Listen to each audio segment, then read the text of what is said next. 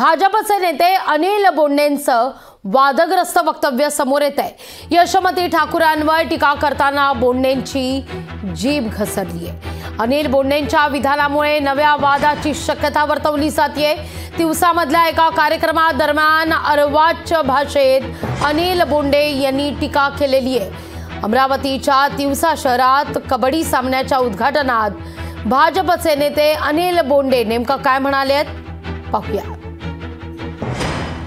उद्ध्वस्त केलं ना काँग्रेसच्या जंगली प्राण्यानं,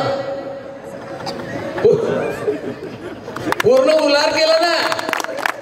मग आता हे 10 सोलर झटका मशीन आहे, तिकडे अंबाडकरची झटका मशीन दिसून अंबुलकरची झटका मशीन दिसून राहिली।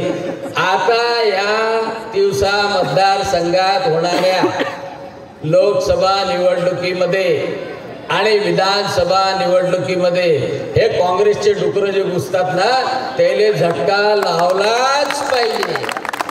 झटका लावलाच पाहिजे। तेव्हा कुठं महाराष्ट्राची जी प्रगती आहे, तेव्हा कुठं देशाची प्रगती आहे, त्याच्यामध्ये तिवसा मतदारसंघ सामील होईल। यशोमती ठाकूरांवर टीका करताना अनिल बोंडेंची जीभ घसरल्याची ही दृश्य आपण पाहतोय। विधान आताच आपण ऐकलं बोंडेंचं। भाजपचे नेते अनिल बोंडे अशी परिस्थिती। लोकशाही मराठी ऐका, पहा, जागरूक रहा।